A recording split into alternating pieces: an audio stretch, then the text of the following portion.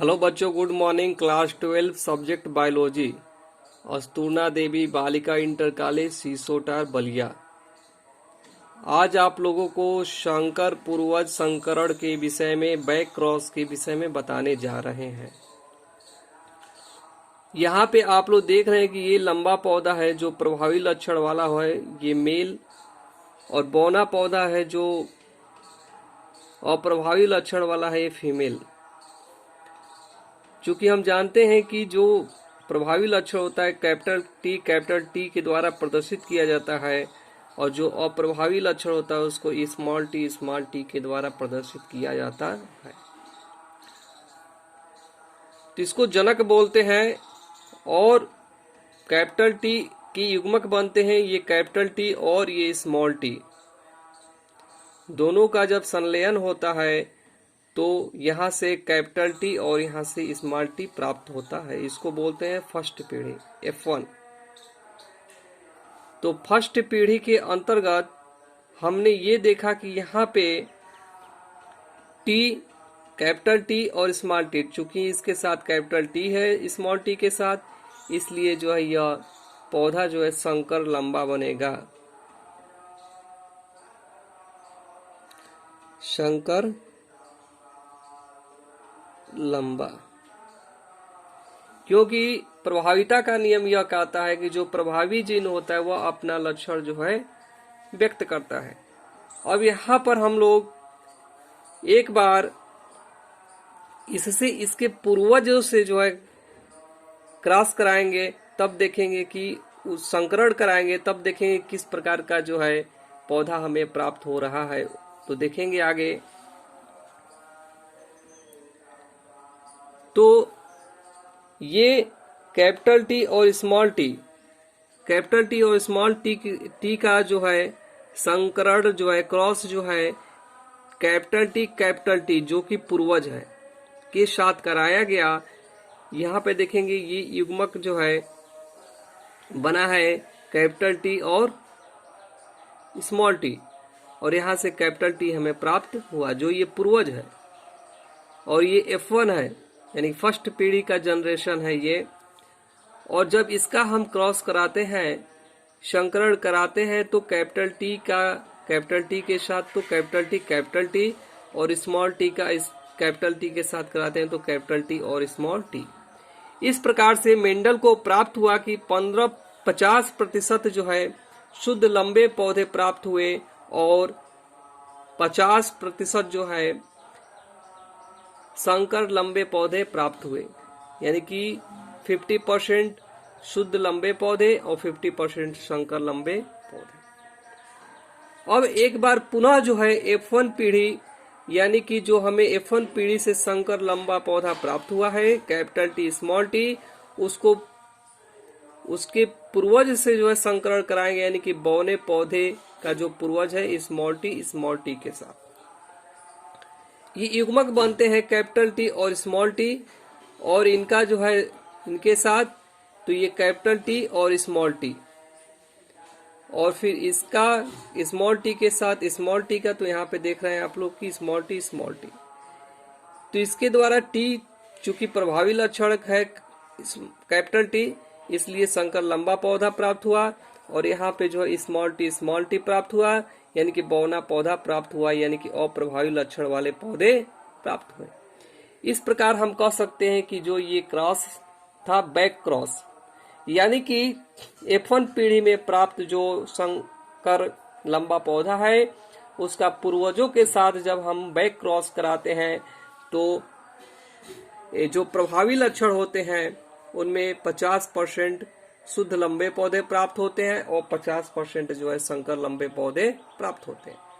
और पुनः जो है हम F1 पीढ़ी के संकर लंबे पौधे का क्रॉस जो है बैक क्रॉस जो है, और प्रभावी लक्षण के साथ जब करते हैं तो एक संकर लंबा पौधा प्राप्त होता है, और दूसरा जो है बौना पौधा प्राप्त होता है जो अप्रभावी लक्षण व्यक्त करता है। अब आगे हम लोग देखेंगे परीक्षण संकरण, यानी कि टेस्ट क्रॉस। कहने का तात्पर्य यह है कि मान लीजिए कि ये कैपिटल टी और यहाँ पे कैपिटल टी और स्मॉल टी। चूंकि ये दोनों ही लंबा पौधा है, मगर इनके जीन जो है किस प्रकार के हैं, ये जो है हमें पता लगाने के लिए परीक्षण क्रॉस यानी कि परीक्षण संकरण यानी कि टेस्ट क्रॉस करते हैं। तो अज्ञात जीनोटाइप वाले लंबे पौधे का जीनोटाइप जानने के लिए परीक्षण संकरण कराया जाता है और प्रभावी के साथ संकरण सदैव करते हैं। देखेंगे इसमें पहला नियम ये कहता है, यदि F1 में सारे पौधे लंबे बने तो अज्ञात लंबे पौधे का जीनोटाइप कैपिटल टी होगा। यहाँ पे हम लोग देखते हैं कि ये लंबा पौधा है और ये अज्ञात है। मान लिए कि इसका जो जीनोटाइप है ये कैपिटल टी यानी प्रभावी लक्षण वाला है, और यहाँ पे बौना पौधा है जो अप्रभावी लक्षण व्यक्त कर रहा है स्मॉल टी और स्मॉल टी। इसकी युग्मक बनते हैं कैपिटल टी और इसका युग्मक बनता है स्मॉल टी और स्मॉल टी। तो कैपिटल टी के साथ स्मॉल टी का क्रॉस कराया गया तो यहाँ पे कैपिटल टी और स्मॉल टी प्राप्त हुआ। पुनः जो इसी कैपिटल टी का जो इसके साथ संलयन कराया गया है तो कैपिटल टी और स्मॉल टी प्राप्त होता है। फिर कैपिटल टी का जो है स्मॉल टी के साथ तो यहाँ पे कैपिटल टी स्मॉल टी, फिर इसका जो है कैपिटल टी और स्मॉल टी के साथ कराते हैं तो कैपिटल टी और स्मॉल टी प्राप्त होता है। यानी कि जो F1 पीढ़ी है, F1 पीढ़ी में सारे पौधे किस प्रकार के प्राप्त होते हैं, लंबे पौधे प्राप्त होते हैं। यहाँ पे देखिए टी इसके साथ कैपिटल है, इसके साथ भी कैपिटल टी है, इसके साथ भी कैपिटल टी है, इसके साथ भी कैपिटल टी है। चूंकि F1 में सारे पौधे लंबे बने, यानी कि जो प्रभावी लक्षण है वो अपना जो है प्रभाव प्रस्तुत करेगा।